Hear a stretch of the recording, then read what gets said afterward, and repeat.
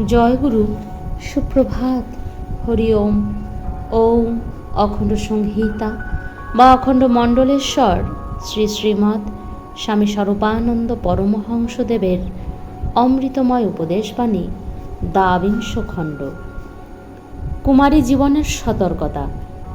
কুমারীর মুখ সৌন্দর্য এক অপার্থিব বস্তু, যা দর্শনে আকৃষ্ট হয়ে পারে না পৃথিবীর অধিকাংশ মানব। গাত্রত্বকের বর্ণ, মুখের গড়ন, শরীরের চলনভঙ্গি প্রভৃতির সঙ্গে একেবারে নিরপেক্ষভাবেই তার কৌমার্য তাকে একটা অপরূপ সুষমায় সজ্জিত করে দেয়। এ সৌন্দর্য সধবার নেই, বিধবারও নেই, অবশ্যই যদি তাঁরা ঈশ্বর নিবেদিত চিত্ত অসাধারণ কেউ না হয়ে থাকেন।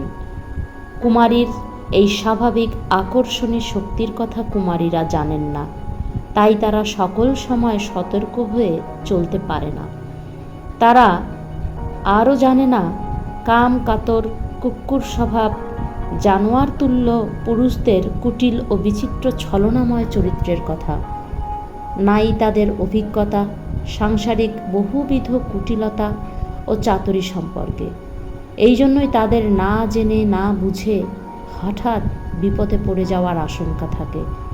তারই দরুন বুদ্ধিমান পিতা ও বুদ্ধিমতী মাতা কুমারী কন্যা সম্পর্কে সর্বদা সশঙ্ক ও সংকুচিত থাকেন এবং নিজ সন্তানকে পক্ষপুটে ঢেকে রেখে বিপদ আপদ থেকে মুক্ত রাখতে চেষ্টা করেন। কিন্তু এভাবে কটি কন্যাকে মা মুষ্টি মধ্যে আগলে রাখতে পারবেন? আঙুলের ফাঁক দিয়ে কোনটি কোন দিকে গড়িয়ে পড়ে তা কে বলতে পারে? সুতরাং সংসার সম্বন্ধে, সংসারের দায়িত্ব ও কর্তব্য সম্পর্কে, সংসারের কুটিলতা জটিলতা কপটতা সম্পর্কে কুমারী কন্যাকে জ্ঞান দান করে জ্ঞানেরই বলে তাকে রক্ষা করার ব্যবস্থা করা সর্বাপেক্ষা নির্ভরযোগ্য সদুপায় হবে।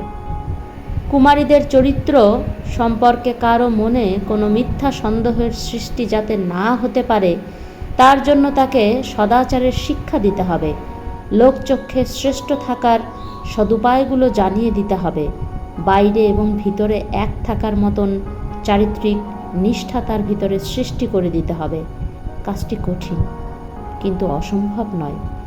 জনসংখ্যা বৃদ্ধির সঙ্গে সঙ্গে জনপদের সমস্যাসমূহের যেমন জটিলতা বাড়ে, সন্তান সংখ্যা বৃদ্ধির সঙ্গে সঙ্গে সাংসারিক সমস্যাসমূহ তেমন বাড়তে থাকে।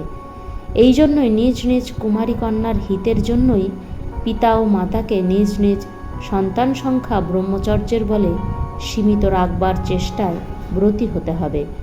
যে পিতামাতা ব্রহ্মচর্য পালনের চেষ্টা গোপনে গোপনেও করেন, তাদের সন্তান স্বভাবতই কাম দমনে সামর্থ্য অধিক পায়। হরি ওম।